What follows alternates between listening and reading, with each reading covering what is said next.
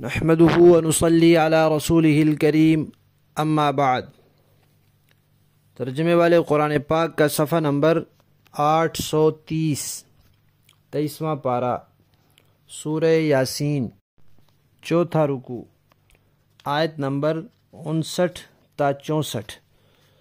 اعوذ باللہ من الشیطان الرجیم، بسم اللہ الرحمن الرحیم۔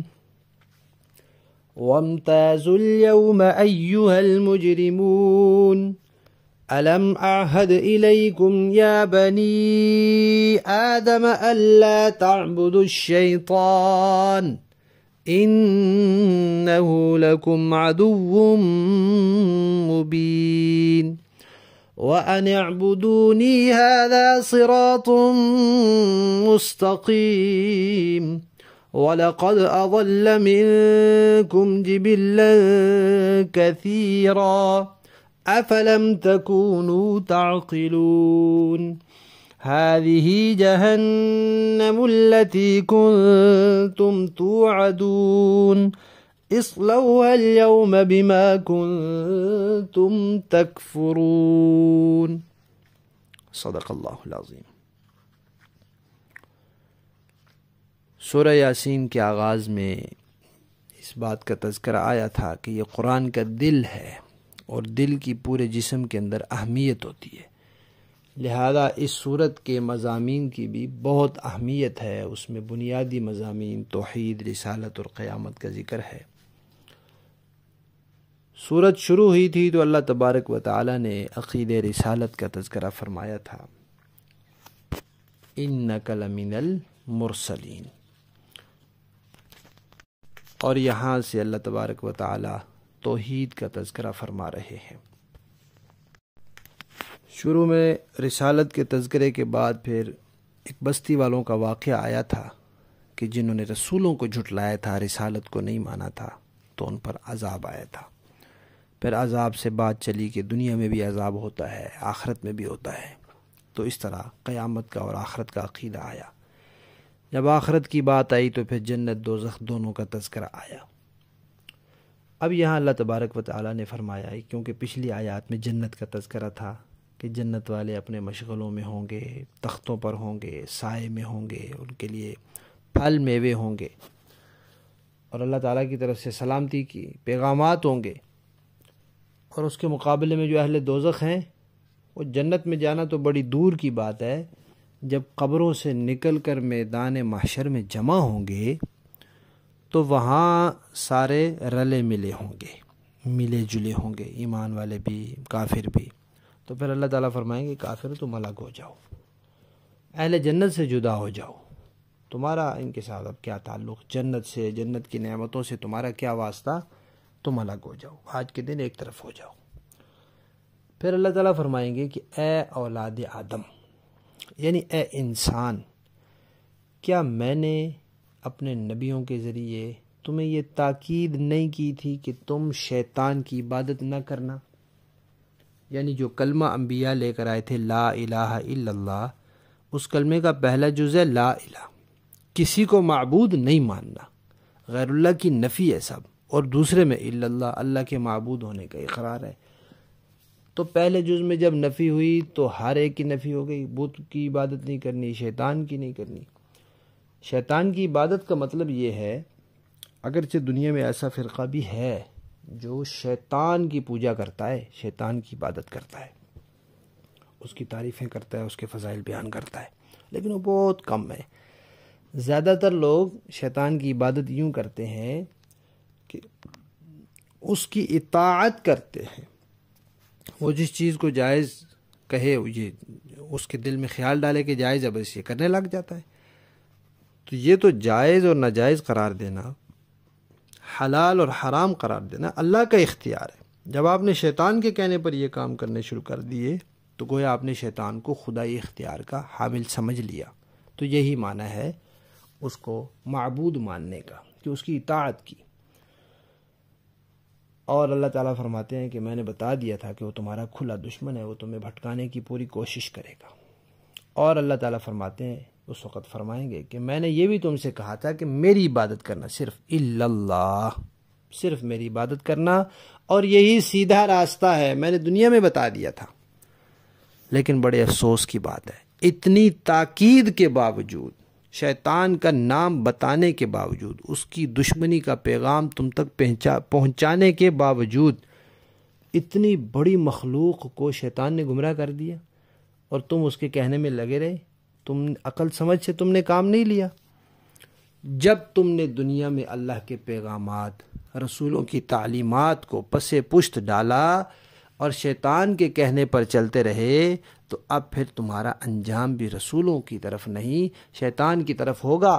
الگ ہو جاؤ، یہ دوزخ ہے جس کا تم سے وعدہ کیا گیا تھا، اب اس میں تم آج کے دن داخل ہو جاؤ، کیونکہ تم کفر کرتے تھے، تو تمہارے کفر کی وجہ سے اب یہ دوزخ تمہارا ٹھکانہ ہے۔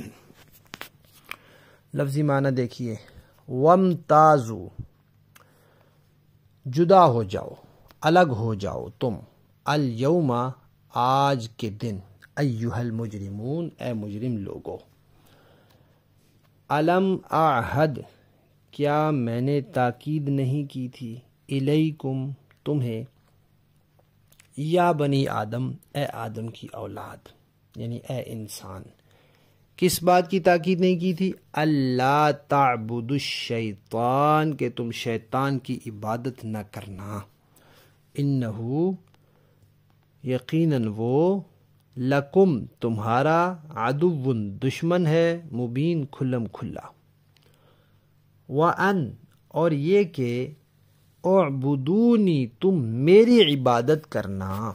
یہاں جو آپ کو تصویر بھیجی گئی ہے، اس میں لفظی ترجمے کے جو خانے ہیں ان میں وہ ترجمہ تھوڑا سا آگے پیچھے ہو گیا ہے۔ ان، یہ کہ، اعبدونی، تم میری عبادت کرنا، ھذا، یہی ہے، صراط، راستہ، مستقیم، سیدھا، وَلَقَدْ أَضَلَّ، اور حقیقت یہ ہے کہ بھٹکا دیا، گمراہ کر دیا، منکم، تم میں سے، جبلاً، مخلوقات کو، کثیراً، بہت سی مخلوقات کو شیطان نے بھٹکا اور گمراہ کر دیا۔ افلم تکونوا تعقلون، کیا تم عقل سے کام نہیں لیتے تھے، تمہیں سمجھ نہیں آتی تھی؟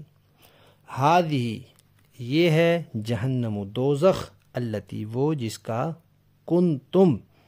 تم سے، توعدون، وعدہ کیا گیا تھا، اس کا تم سے وعدہ کیا جاتا تھا کہ اگر برے اعمال کیے، یعنی دھمکی دی جاتی تھی، یہی ہے، یہ دوزخ ہے۔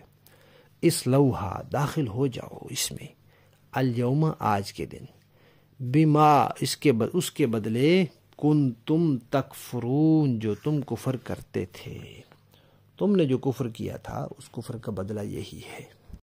با محاورہ دیکھیں جی، وَامْتَازُوا الْيَوْمَ أَيُّهَا الْمُجْرِمُونَ، اور کافروں سے کہا جائے گا کہ اے مجرموں، آج تم مومنوں سے الگ ہو جاؤ۔ أَلَمْ أَعْهَدْ إِلَيْكُمْ يَا بَنِي آدَمَ أَلَّا تَعْبُدُوا الشَّيْطَانَ إِنَّهُ لَكُمْ عَدُوٌّ مُبِينٌ، اے آدم کے بیٹو، کیا میں نے تمہیں یہ تاکید نہیں کر دی تھی کہ تم شیطان کی عبادت نہ کرنا، وہ تمہارا کھلا دشمن ہے۔ وَأَنِ اعْبُدُونِي هَذَا صِرَاطٌ مُسْتَقِيمٌ، اور یہ کہ تم میری عبادت کرنا، یہی سیدھا راستہ ہے۔ وَلَقَدْ أَضَلَّ مِنكُمْ جِبِلًّا كَثِيرًا أَفَلَمْ تَكُونُوا تَعْقِلُونَ، اور حقیقت یہ ہے کہ شیطان نے تم میں سے ایک بڑی خلقت کو گمراہ کر ڈالا، تو کیا تم سمجھتے نہیں تھے؟ هذه جہنم التي كنتم توعدون، یہ ہے وہ جہنم جس سے تمہیں ڈرایا جاتا تھا۔ اصلوها اليوم بما كنتم تکفرون، آج اس میں داخل ہو جاؤ کیونکہ تم کفر کیا کرتے تھے۔ صدق اللہ العظیم۔ آج کی ان آیات میں ہمارے لیے درس اور سبق یہ ہے کہ صحیح اور مستند علماء مفتیان کرام کے علاوہ کسی سے مسئلہ پوچھنا یا کسی کے بتائے ہوئے مسئلے پر چپ کر کے عمل کرنا، یا جس کے بارے میں آپ کو پتہ ہے کہ یہ اس نے علماء سے مدارس سے باقاعدہ دین نہیں سیکھا، نہیں پڑھا، اس سے مسئلہ پوچھنا یا اس کے بتائے ہوئے مسئلے پر عمل کرنا، یہ گویا کہ شیطان کے پیچھے لگنا ہے۔ اور شیطان کی اطاعت کو اللہ تعالیٰ نے اتنا بڑا جرم قرار دیا ہے، گویا شیطان کو تم نے معبود بنا لیا، کیونکہ اس کے آگے تو کوئی بریک ہے ہی نہیں، وہ تو بڑی سے بڑی گمراہی میں انسان کو لے جانے کے لیے پر تول رہا ہے۔ لہذا بہت احتیاط کی ضرورت ہے۔ مسئلہ جب بھی پوچھیں صحیح عقیدے والے مستند علماء اور مفتیان کرام سے پوچھیں، ہر ارے غیرے سے نہ مسئلہ پوچھیں اور نہ ہر ارے غیرے کو اجازت ہے کہ وہ لوگوں کو مسئلے بتاتا پھرے۔ اللہ تعالیٰ ہمیں سمجھ نصیب فرمائے۔